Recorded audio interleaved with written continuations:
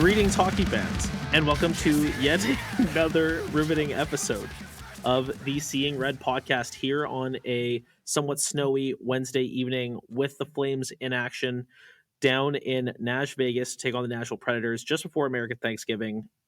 It's 8:30 local puck drop, something like that. Like, you got to think they're going to be well lubricated in Nashville, ready to cheer on their hometown Preds. I don't like their chances because the Flames are starting to find their footing a little bit, and I'm eager to chat about them with this week's guest. I have dubbed this podcast "Call Him Daddy" for obviously a terrible play on words on the much more popular podcast and a much more popular guy than myself, Colin Urquhart. Welcome to the show. Thanks for stopping by.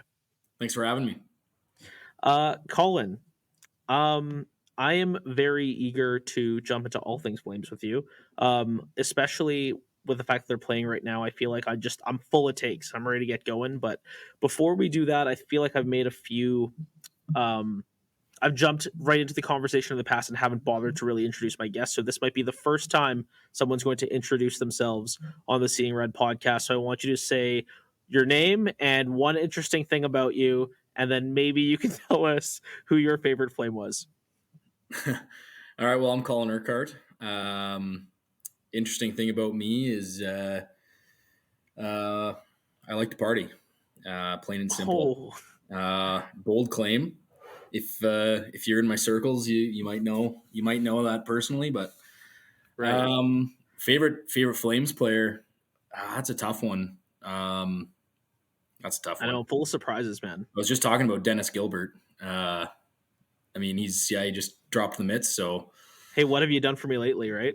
Exactly. I'm trying to think here. I mean, Backlund is always kind of my guy. And if you know me, I always talk highly about Backlund, always have. So I'd say right now on the Flames, Backlund for sure. Awesome. Okay, great. I knew you were also a man of culture. I do have to take up one thing with you, and actually, Cody, now would be a great time for you to hop in here. But I've heard that only Cody parties. So I'm not entirely. This is kind of awkward. I feel like we should have gone through this in pre-production, but yeah, nobody parties but me. And me. And me. Yes. Okay, great. You can't say that you party. I just said that I party. Okay, well. No, Colin, I know for a fact you don't party. Okay, awesome. Love it. Okay, great. So Eager McBeaver here wants to start talking Michael Backlund stuff, bro. He didn't even break 500 points until last game. We still got to break down the first two since we last chatted, as is customary on Seeing Red. So when we last left, we were about to take on the, at the time, best hockey team in the National Hockey League, certainly by points. And if you look at the player standings, they got the leading point getter not only amongst defensemen, but among all skaters. And one recently dubbed Captain Quinn Hughes. They have a guy that was going to get traded for spare parts and fucked around and now scored 13 goals already in Brock Besser. And then, of course, they have the boy wonder, Elias Pettersson, although I feel like he's starting to become a whole-ass man, despite the fact he's still a little baby-faced assassin-esque. And they came into Cowtown, and they left embarrassed after a 5-2 drubbing at the hands of the Calgary Flames. Love to see it. I know that everyone's trying to be like, yo, we're trying to lose. We're trying to up our draft position. But it always feels good to beat the Vancouver Canucks. I hope if we play them every year, we're 6-0. Absolutely. And I'm glad you felt that way as well. What did you think? I thought they looked pretty good. And I think that was kind of like a real statement game. After kind of just getting by the skin of your teeth the week prior after that long road trip, that was like some good momentum, and I think we're still seeing the afterburn of that right now. Yeah, no, they looked good. They looked like that was kind of the game where they kind of got their footing under them a little bit. A couple different line combinations we started to see. I think the young guys getting put into this lineup are really sparking the team. I think it's giving the veterans a little bit of nerves. because they know that there's young guys gunning for their spots, and they're going to play every single game like it's their last game. They're not complacent. They don't have anything to lose. So, they're playing hard, and, Pospisil and Zary are absolutely on fire right now. Pospisil's been itching to get into the NHL for a while. He's been on the Wranglers for, I think, like 4, 5, 6 seasons and hasn't gotten a sniff yet at the roster. So he's pushing hard, and Zary, I think, is a generational talent. Generational talent. A sneaky one. Yeah. Interesting. I've been saying the Oilers got their Connor. Chicago's got their Connor, and we got our Connor. So hopefully he keeps this rolling for a while, and he's young, and I think he's going to be here for a while. After that first game, I said it. I was just like, he's on the team. Like, they're going to make moves around him to make sure he sticks around. I love it. Hey, whatever, man. Your team fucking rules. Whatever. Why shouldn't we be clapping up Connor Zary, who has been every bit as productive on a per game basis as Connor Bedard? Hey, you got to love your guys, right? And Marty Pospisil, you want to talk what have you done for me lately? You want to talk about who's my favorite Flame? It's always going to be Michael Backlund. Don't get it twisted. Yeah. But right now I'm going through a little bit of a Marty Pospisil era myself. You want to talk like the cut of his jib. That dude, Brad Tree Living, very famous for saying that dude could find trouble in church. And quite frankly, my dear, I tend to agree. Like, that guy he makes no deals on the ice, and he's got some hands, and the cherry on top is he's got the tinted visor. I was about to say, maybe you were going to say it. I was like, the tinted visor, bold move, going to the NHL as a rookie with a vise tint like that. But I got to tell you, man, he's working it though. Like, I judged it right off the bat. I was like, who's the guy with the tinted visor? That's a joke. And no, it's not a joke. He's backing it. He's working it. I love it. No cap on God, as the kids say. When I saw that tinted visor, I knew he was the chosen one. I knew it right then and there. And you know what? I hate to throw your generational talent under the bus again. I love the energy, but Connor Zary sitting tonight. So he's sitting tonight, but he's I think he's sitting because he's nursing some injuries, some bumps and bruises. Totally. So, but also, he got glued to the bench in the third period of the last game. So I think it's a little column A, column B. One hand might wash the other here. Maybe he wasn't playing as good as he could be because he's dinged up. But again, I'm totally just shitting you because I love Connor Zary. I was not expecting the generational word to be thrown around, but hey, you know what? It might be a bit bold. I hope you're right. Honestly, because that would be great. I think I just have high hopes. I think he just looks. He kind of looks like he's in that avenue a little bit. Like the way he sees the ice, he's got ridiculous patience. He slows the play down. He takes control of the play. He literally play makes. He stops the play and he looks up ice. He slows everything down, lets the boys come back. It's a little reminiscent of a guy that used to be on the Flames, who Cody has some hard feelings about. He wore number 13 a year or two ago, and he did that a lot. He slowed the play down. He looked up ice. He got the boys back and set up the systems. And Connor Zary is really doing that for the team, and he's putting the puck in the net and getting points, and he's injecting some youth and some energy into the lineup. And I think that's what the Flames have needed for a long time. And I just don't think that management and the coaching staff have been brave enough to dip into the minors to pull up these younger guys that we have. And I think it's a waste of talent, because you see it with, Matthew Phillips, like, he's not doing super well with Washington in the NHL right now, but I think that was a bit of a wasted opportunity. It's interesting that you bring up Marty Phillips, because that was someone I was really nervous about heading into. Also, by the way, I know his name's Matthew. I don't know if anyone's going to watch this outside of like our friend group, but we turned Matts into Marts over here too. So I know his name's not Martin Phillips. Matthew Phillips. Matty Phillips. Matty Phillips. As the locals call him.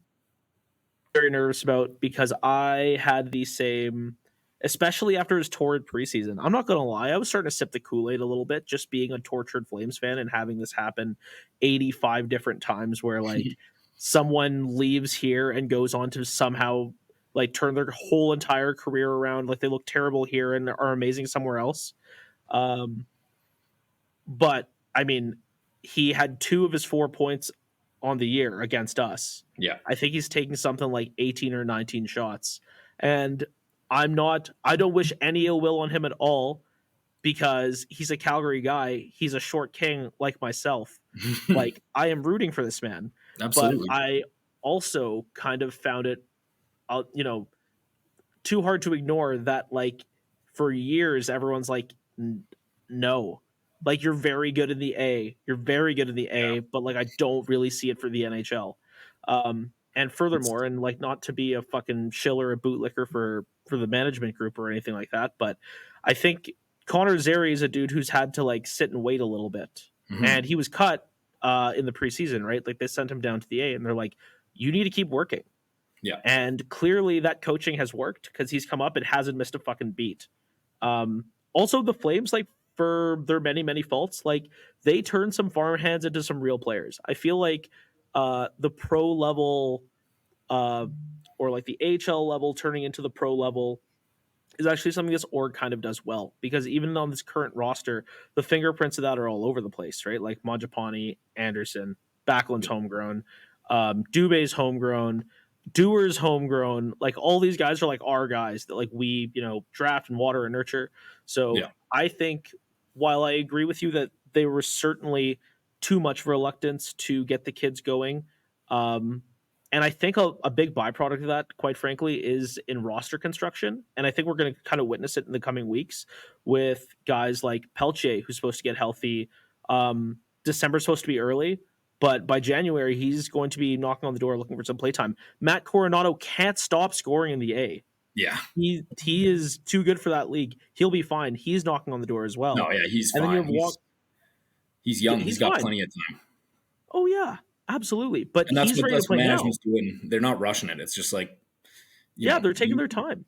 Yeah, you've played 11 games, 11 professional games, and all those have been in the NHL. Like, why not just get you down there, pump your tires, like do your thing, walk around some guys, put the pucks in the net, and then come try again. I do think you make a good point about just the personnel on the Flames. It, can be wishy-washy sometimes. I feel like sometimes these guys, on paper, it all makes sense. It all looks good, but I just think some of these player types just don't quite gel with each other. It's tough to put the puck in the net when you have, I don't know, 8 to 10 of your forwards are all the same type of player. They're all just either power forwards or playmakers. Like, you got a couple two-way forwards in there. There's no guys that are snipers. There's no finishers on the team. When Kadri and Mangiapane are your finishers, there's going to be some tough games, and I think that's why that putting some young guys that are itching for a spot on the roster is what's helping this team right now. Totally. But also, I kind of made the point last week where it's like you got to take your time with them. Like I think that's another thing that I kind of worry about with the whole rebuild aspect is like, if we were to tear it down to the studs, which by the way, I don't think is happening anymore. I was always kind of the mindset that seemed truly rash and like, a complete over adjustment to kind of how things are run. Yeah. But certainly with the Flames' recent run of play, 5-1-2 in their last 8, and they're very much in this hockey game against Nashville. At least I think so, because I can't watch and record at the same time. They're near mission. Okay, great. You're good. Yeah, so you put these kids in the NHL and they just get steamrolled. They don't develop any confidence playing against the appropriate skill level. That's how you stunt these guys. That's Absolutely. How you end up spinning your fucking tires like the Oilers, right? Yes. No shade. $1 in the jar. Yeah. So I would say, like, I'd like to see more kids for sure, but I also feel like us as fans we don't see them all the time, and the guys in the building see them all the time. And they're like, he needs more time. And I'm like, okay, fair enough, right? And the byproduct of that is we do actually graduate some dudes. We don't, but we have to, because we never draft the guys who are ready from the jump that go 1, 2, 3. They need development. And I think that's why the Calgary Wranglers are so good right now, is because of that reason, is because a lot of these guys have been on the roster for a while and they're developing, or they've been in the minors for a while and they're developing still. Yeah.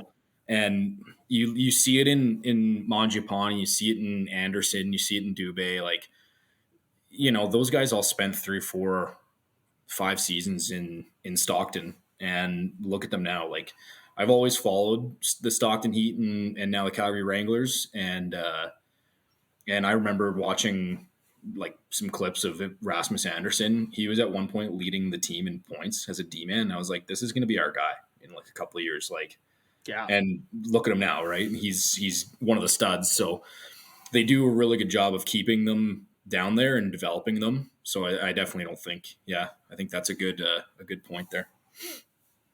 Yeah. Anyways, for sure. Agreed. The Isles. I forgot that we were talking about the Canucks game. We spun way off. Yeah, and that's my fault. I spun way off. No. That's all right. Hey, that's why we're here. This is podcast format, long form audio. Oh, it's a little this, it's a little that. The Canucks game. No, it was a good game. Steamrolled them. Boys played well. Kadri and the kids. We can transition this. So Kadri and the kids had a really gret line. Really good line. That's why that's where the spin-off happened there, is where him with those two young guns, Sharankovic, and I think it was Zary on that line during that game, I believe. Yeah. Really, really sparked the team up and got them going and generated a lot of offense and a lot of chances. They had a lot of chemistry too, and I don't, I obviously Zary's out right now, but I really want to see that line back together. Why break it up when it worked, right? I actually think there were a lot of ways we could have splintered off from the Vancouver Canucks into one of the many things we just talked about ad nauseum. But I think one of the interesting things you brought up was this idea of like, if you were putting the Flames in shell and you looked at everyone's like player archetype or like player type, right? Yeah. There wouldn't be a lot of like 100% lines. At least there weren't.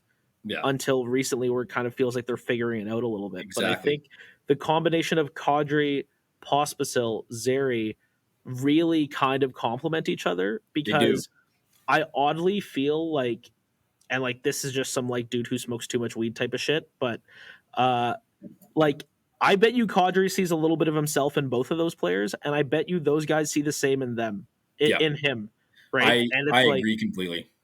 And it just works, right? Yep. And it's like, I don't know. It's a great situation where you have a dude like Kadri who has played in big markets, has played in big games, has literally won a Stanley Cup, to be like, okay, hop in under my wing and I'm gonna show you around. And I think I think they've been trying to find that right mix for him, because I think that's what management and what the coaching staff want out of Kadri. I think they want that exact role, but it's just like I kind of said, it's tough when a lot of these player types just don't mix well, in my opinion, and from what I see. But they're very similar players, not player types. Like, they move very well, they skate very well, they're all very good skaters, and they all have pretty good vision, and it's just a matter of kind of combining that together and making sure like one guy's the setup guy, one guy's the finish guy, and one guy's the go-getter guy. So I think that's a really good line that they got to keep together. For sure. Right around the time of Vancouver, and certainly into the game against the Island, we're chugging along here. Jonathan Huberdeau, Michael Backlund, and Blake Coleman seemingly started to gel as a line. I'm not surprised. You could put anybody with Michael Backlund and Blake Coleman, and they would look pretty good. It's been a little surprising that it's taken this long. I would say that. Now seeing that it's worked for the last couple games, so far so good. Everybody knock on some wood here, but Huberdeau's had probably his most productive stretch as a Flame. It's a modest 5 points in 3 games, but we'll take what we can get. Certainly me, where, not that long ago, kind of one of the downsides of running a podcast is you get to hear your terrible takes over and over again. And I'm like, it's never going to work in Calgary. He's got to go somewhere else. And so far, so good. I mean, I hope it works out for him. I hope he keeps up with this pace, and I'm proud to, eat some crow on that, especially if it works long term with Backlund and Coleman. Yeah, absolutely. I don't think. I mean, I can't lie. I've said recently that we just got to ship him eventually here or something if it's not going to work out. But I think I know what to expect out of him, and I think a lot of Calgary fans had unrealistic expectations just based off of the season he had that last season in Florida. But this is my hot take on Huberdeau, and it's my hot take that I've been spreading around, and it's that this is he's still kind of finding his way here, and obviously trying to figure out who's gelling with him. But in Florida, that was a completely different team and a completely different caliber. They were, especially when he really started picking up his points, they were already, a deep playoff pushing team, potentially a contender in the last 2-3 years there that he was there. But so are we. I mean, yeah. I sorry to cut you off there. No, that's all good. I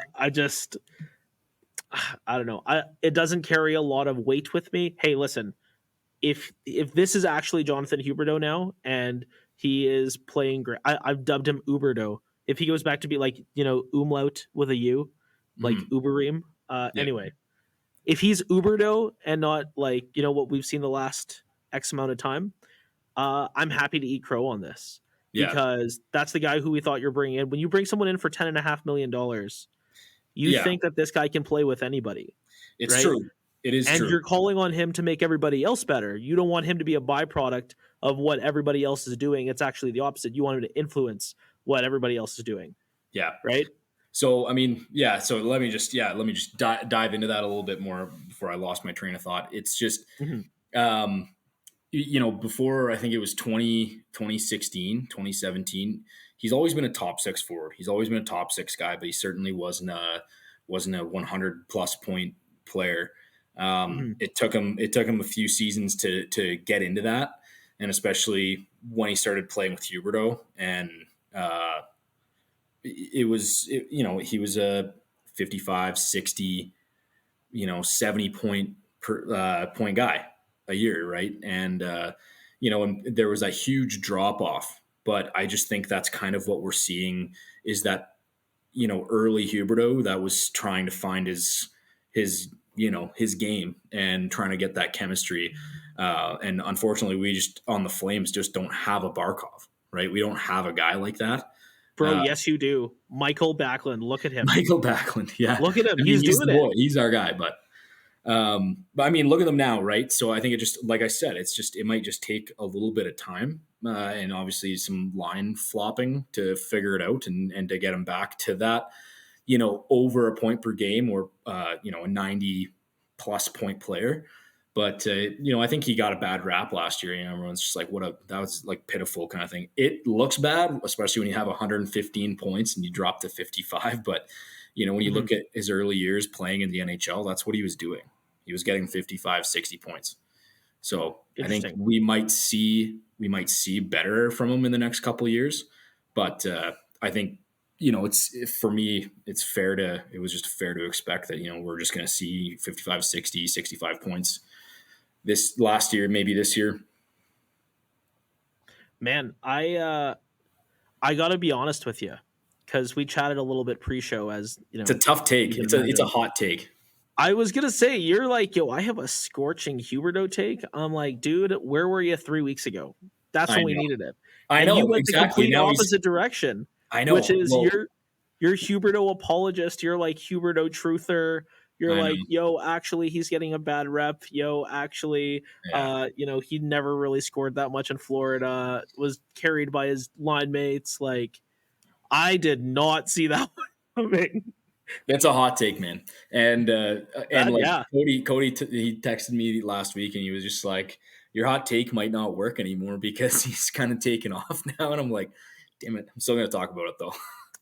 Yeah, no, absolutely. That's just my thought. Well, food for thought. I mean, listen, Jonathan Huberdeau could still, I mean, at this point, if he ends up 60, 55, 60 points, like, we take it for sure. We'd love that. But I am not so patient. I'm like, yo, like, if you're earning 10.5, we need 10.5 production. Exactly. It's unfortunate, but that's what, like, we need. Like, literally, yes, like, we are Those are the breaks, allocating right? a big portion of cap to you. Like, you can't not be giving us points there. Those are the breaks with that kind of transaction, right? When you're on a cup contending team and you have 115 points because you just absolutely had insane chemistry with, Bennett and Duclair, and I think that was the lines that he was kind of on, and Barkov on the power play. Like, it was a crazy team, and then to have that reputation from that year and then previous years where he had like 92 points, the Flames are going to pay him, right? But if you don't put guys if there isn't guys like that on the team that you actually play him with, it's going to be tough to get that. If we're talking hot takes and we're talking zig and another zag, like, I actually take the fact that he was his most productive with Sam Bennett, who we know quite well here. Yeah. And Anthony Duclair, who maybe has 2 goals on a team with maybe 18 between the 20 of them in San Jose. Which is pretty good. That's true. My percentage is pretty good. That's pretty good. He's got 10% of their goals, right? Yeah. If he can find chemistry with them, then all of a sudden I'm a little bit more encouraged about the quality of line mate we have to surround him with for him to get the most success. And I think it actually really kind of speaks to your earlier point of, like, you just got to find some complementary skill sets. Daryl, Big D, as he's referred to in the locker room, he loved to say that, the two, what are the 2 fucking keys to your game? Know your role, maximize your skill set. It's that fucking easy, guys. Right? It's like, know what you do, and do it really fucking good, and just trust everybody else to do that. And bada bing, bada boom, we'll make some magic. Bada bing, bada boom. Easier said than done, certainly. Okay, so the Isles, we lost that game. It's too bad. A lot of fight. Another 3-1 comeback. Great to squeak a point out of that. Yeah. And then the game against the Kraken. Hilarious that we have a little streak going on in Seattle after we were the streaked team on 2 different occasions. But for whatever reason, if the Flames are in Seattle, why isn't that the road trip?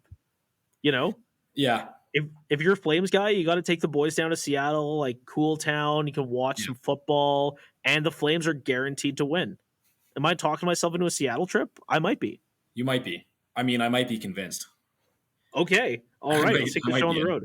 I'm down. Okay. I mean, I am the party guy. I do like the party. Oh, okay. Say word. We'll find out. Bringing that back. Have you ever been to Seattle? No. No? Yeah, I haven't either. No, but I know, I heard that new arena is nice. Like 4 people that have gone in the last 2 months, so I'm just kind of like, yeah, that's such a classic Calgary getaway. Yeah. Seattle for the weekend. Seattle for the weekend. Jesus. I'd rather go to Mexico, but if it's with you, we'll go to Seattle. I'll go anywhere with you. All right. But yeah, okay. So Seattle game, the little streak. It's great that they won that game because that's one of those proverbial 4-pointers. That's one of those teams that you're going to try to be chasing down for the playoffs. Yeah. That actually kind of brings in another thing I kind of want to ask you, where it's like the the stuff that the media are trying to spin is you can kind of, if you're the Flames, rewind to 2 weeks ago, the sky wasn't falling because it was already on the turf. We were already standing on it. It was over. Yeah. It was Michael Scott going in to tell the office after he knows he has to go and be strong and put on a brave face. We're screwed. It's over. Yeah. And now, the beauty of the roller coaster of the NHL, 8 games later, you're very much in the hunt. But contract talks have still stalled with all of your UFAs. And I think to the point I made earlier about there's too many fucking bodies and not enough jobs. All of a sudden you kind of have a perfect scenario where you can kind of do the St. Louis Blues, Nashville Predators thing of, are we a contender? No. So we should probably still move on from some guys, but we're not going to be so bad that we're going to be in the lottery. So we basically just hold on to these guys until we get an offer we like, and we're happy to keep them, we're happy to not. But in a perfect world, you can kind of spin it where you get some assets at the deadline while remaining competitive. Do we think that's something this team could feasibly pull off? Or do we think, knowing what we know about ownership and their attitudes towards making the playoffs, if this team is still competitive, 2 more weeks from now and they're very much in the hunt, do you think they'll offload anybody, or they probably just keep the guys and evaluate from there? I think knowing this management team and ownership, I think they're going to hold on to these guys and see where they can get. I think management is confident that they're gonna sneak into playoffs. I don't think it's unrealistic that they make playoffs. Like, I really don't. It's really early to tell. Crazier things have also happened, and they're picking up momentum, right? And speaking of our guy Backlund, like he's stepping up, doing captain things, and telling the boys, like, put all this aside, like put all the trade talks aside. If you really want out of here, there's the door. Like, then go. And but in the meantime, like, we need to play. We need to play to win. Like, it's early in the season. You're not out of it. They're not out of it. They really aren't. No. Especially in the last couple of games, they've showed that they can play. They can play against tough teams, and they've made some jumps in the last 5 games in the standings. And I don't think it's unrealistic that they can sneak in at least a wild card spot. I really don't. So I think management is going to just kind of hold on to these assets and just see what happens. And then, if something comes up that they like, that they think that will be good for the future of the team and could maybe help in the playoffs, maybe move a guy, but I don't see it. I think they keep the team together. My follow-up to you would be, would you like to see them offload the assets, or would you prefer that they kind of just fucking YOLO it and have the best team out there, maybe make the playoffs, maybe go on a, your favorite fucking team ever's Florida Panthers Stanley Cup type run? Yeah. That's a tough one. That's a tough follow-up. Man. I think so I can let you know what my thoughts are, and you can let me know. Yeah, what are your thoughts? What you think about it? Yeah. While you kind of ruminate over there. I'll copy off of your sheet. Yeah. Just don't make it obvious, okay? Yeah. But also, feel free to interject at any point here, because I'm kind of just spitballing. But I made the point last week that it's pretty clear that this group of personnel, again, to the topic of archetypes, doesn't really work. Yeah. Not enough that you're like, wow, it's so glaringly good, jumping off the page good, we're a contender good, that you wouldn't want to mess around with the mix too much. So I'm kind of all for it. If you can get a great deal for Noah Hannafin at the deadline, if you can get a great deal for Elias Lindholm at the deadline, who both of which have looked checked out at times, and I know you can't bring it night in, night out for 82 games. It's just unrealistic. But, like, there have been some, like, glaringly bad nights from Elias Lindholm. Noah's a little more steady, but in Rasmus's, absence, it was up to Mac and Noah to step up, and, certainly it wasn't enough in, a 0-6 stretch that saw them get absolutely obliterated in front of everybody at the Heritage Classic, among other things. Yeah. So Noah and Elias, just to finish my point, if you can get something great for them, great. Chris Tanev, I don't think you're going to get much for anyway, because he's injury prone and, getting a little bit, I mean, that's so fucking rude. He's not injury prone, but he just plays a very physically demanding style of hockey where he's throwing his face in front of pucks, and that has a higher rate of injury than if you were to play, like, I don't know, a guy who doesn't hit. Alexander Semin. So yeah, Chris Tanev is going to be tricky, and then Zadorov, I think you have to move, right? Because he wants out and might be part of the problem, ? I don't know. I love everything you just said, and I am in complete agreement. I'm totally. I said, don't make it obvious, dude. No, I know, I'm joking. No, you know what? Those are really good points. I've been saying for a while now, I really don't think moving Hannafin to get something better for the future of the team would be a bad thing. I really don't think Noah Hannafin is a make or break piece. Like, he's a good D-man, but I don't think he's detrimental to the team's success. So I think if you get a good deal for Hannafin, ship him. Absolutely. I completely agree. Zadorov, I think it's just this is just me being biased because I love Big Z. I always have. Me too. That one cut me deep when you asked for a trade. I'm not going to lie to you. Yeah, it did cut me deep too. So I keep saying myself, and I think this is just me trying to like justify the fact that he's my boy. But yeah, I think it's maybe just hot air. I think he's just shooting it out there just to see what type of feelers are there. And he might just kind of sit on that, partially empty threat and see how the team does in the next, I don't know, till maybe mid-December, end of December, and make his decision then if he actually does want to get out or not. It could be also just a power play. It could just be like, I want out. If I want out, other guys are going to want out.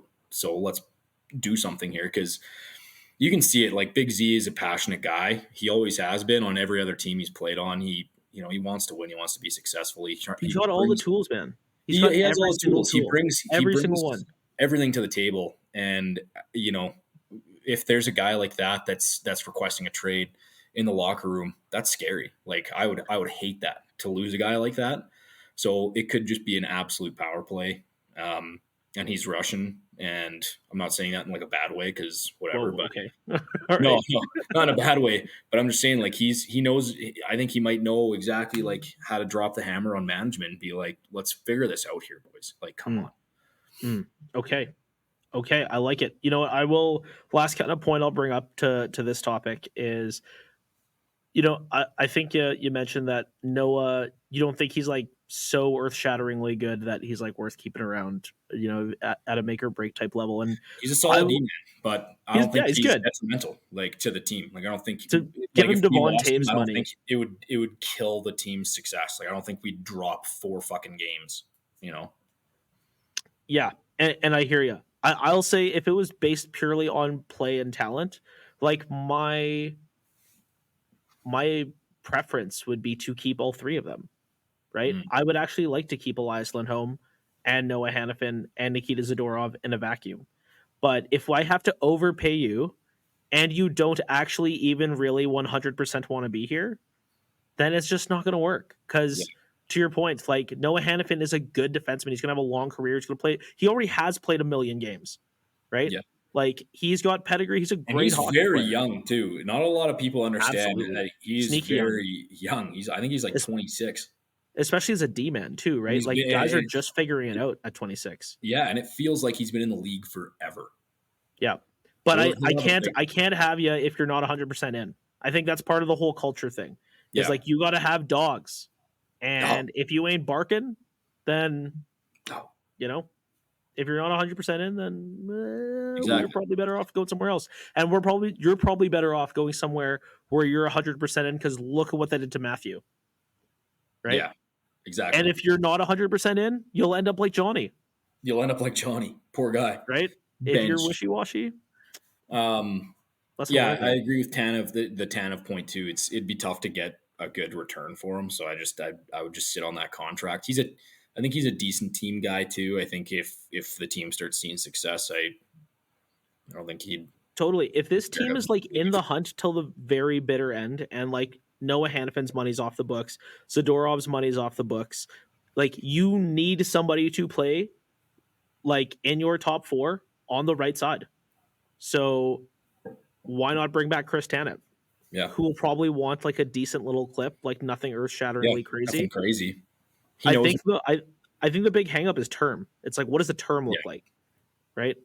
But I mean, he's getting up there in age too, so it could be, he could take a smaller term contract, and not a huge amount either. Like, like, I don't know, he's got a bum shoulder. Like, he's got to know that. Like, so. Do you see the video of Hanny and Tanny hanging out at like Team Sports or whatever the hell it's called? I don't know. No. It's, the thing with all the floor hockey and the Yeah. Have you seen that store? Is that like a South thing? I don't know. Have you seen Not that too store? sure. I don't know.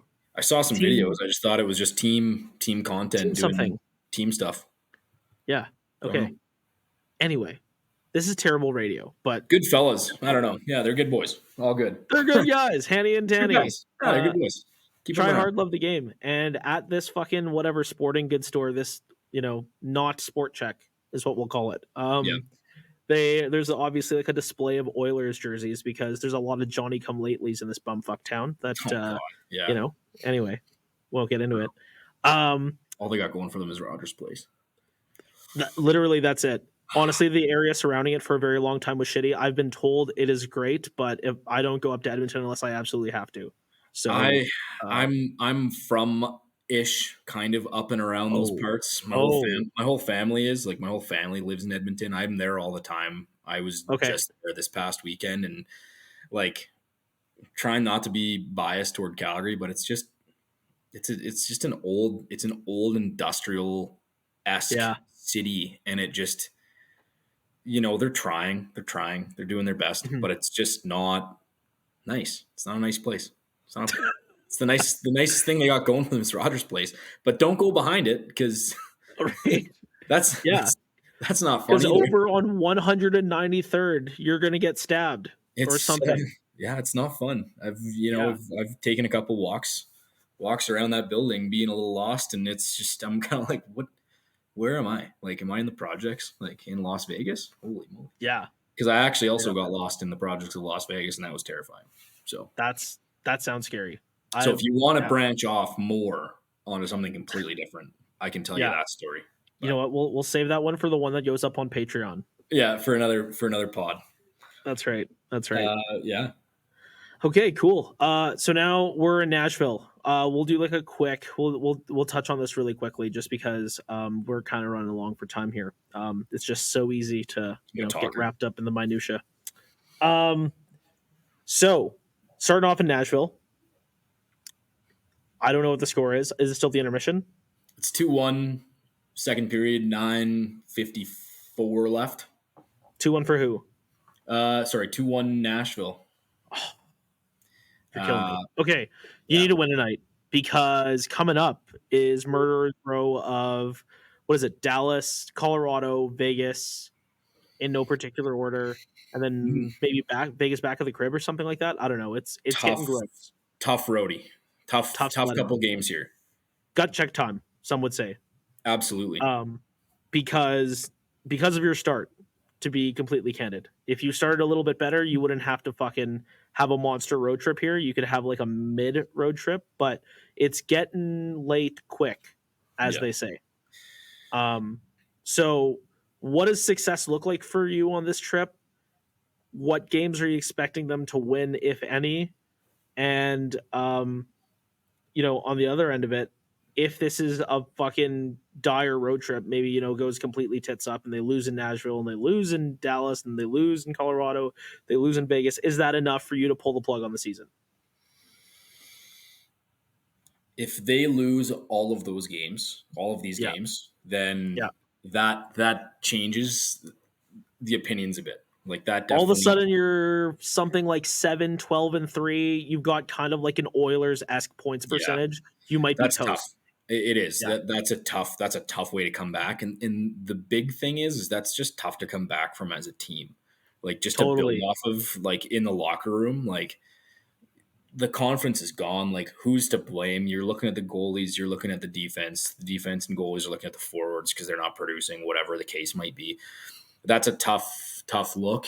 But I think the team might see some success in Dallas. They usually play really, really good hockey in Dallas. That's usually a fight and a scrap to the finish.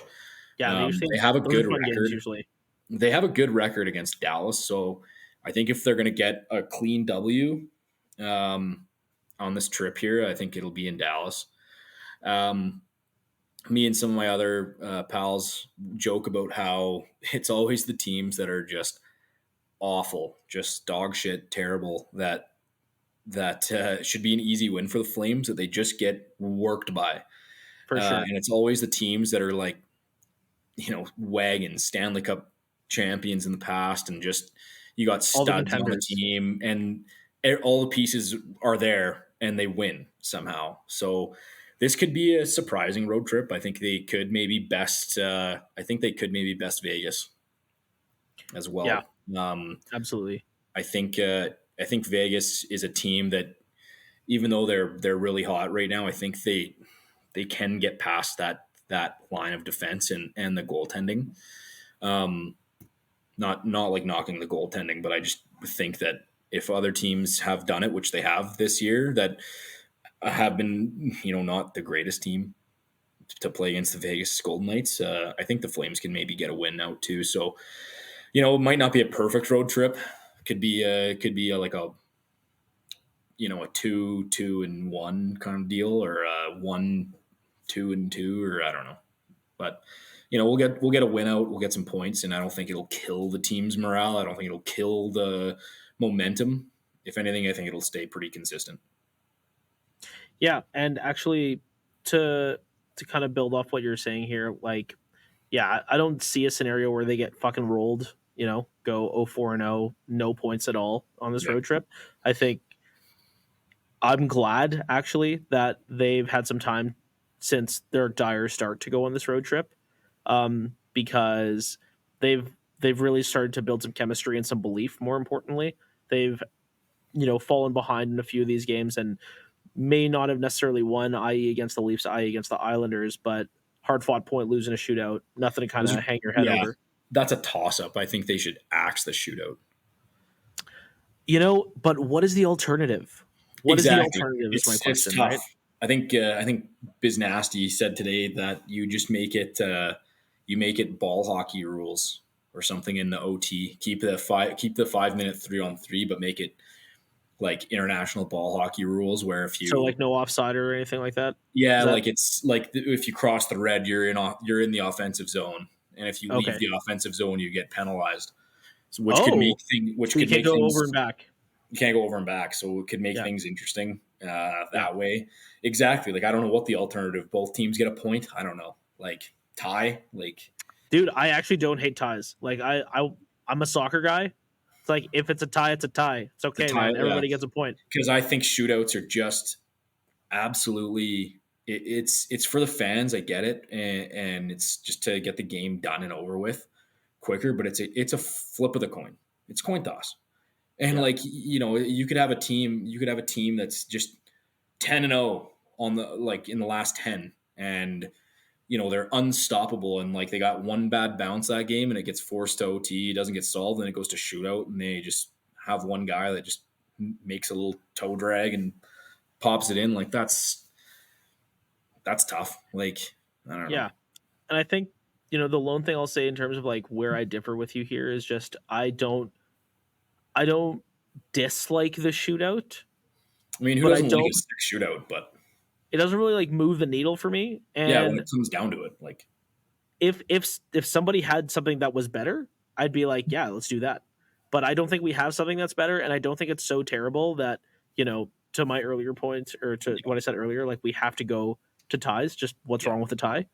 I would still rather a shootout over a tie, but nothing's wrong with ties either, I don't think. Yeah, I agree. Especially let's go fucking why is there fucking overtime in the regular season anyway? Right, we're all just jockeying for standings.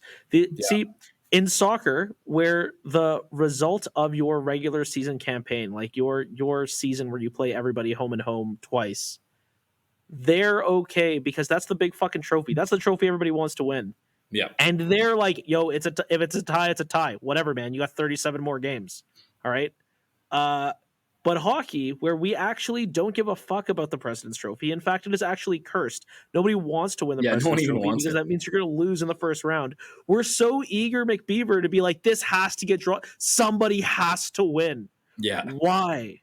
Who cares, man? It's the Hurricanes in the Wild. Let's go home. Yeah. Ugh. I want to see the Wild do better. I'm not even a Wild fan. I just want to see them make it past the first round. Yeah, I bet it's been a wild since the fans in Minnesota have Love that. been happy with their Love hockey team. that. Thank you. Where are we at here?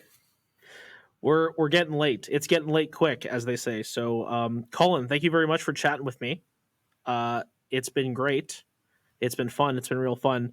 Now is your opportunity to plug anything if you have anything you want to plug. I know you're a personal trainer to the stars, so I don't know. New Year's Eve, New Year's resolutions right around the corner, huh?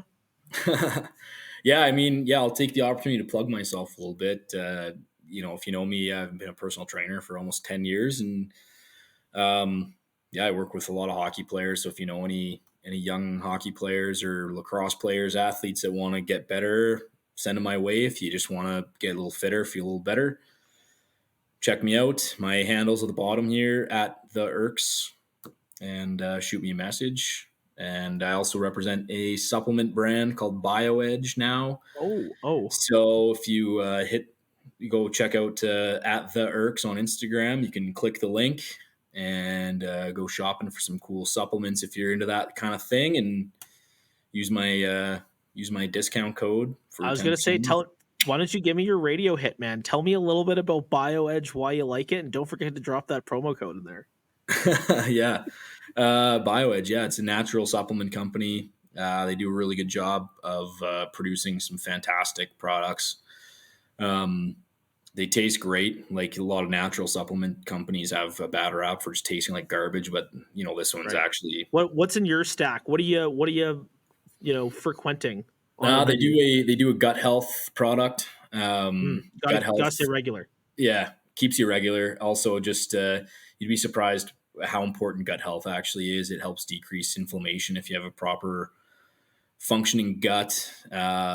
Decreases inflammation, and also has links to depression, anxiety, energy levels, sleep patterns, things like that. So it's a super important thing to look into. So I love that. I like the hydration aminos and the pre-workout as well. They all taste really good and keep you rolling, keep your energy hot for the gym. So if you're into that kind of thing, hit me up, shoot the link, and have some fun. We'll connect. Excellent. I'll have to hit you up for that link for that gut health shit after this road trip if everything goes bad. Absolutely. We can avoid that. Helps. Some stress too in there maybe. Excellent. Okay, awesome. Well, thank you very much again, Colin and Cody. Thanks again for recording this fucking thing, and we'll see you next week.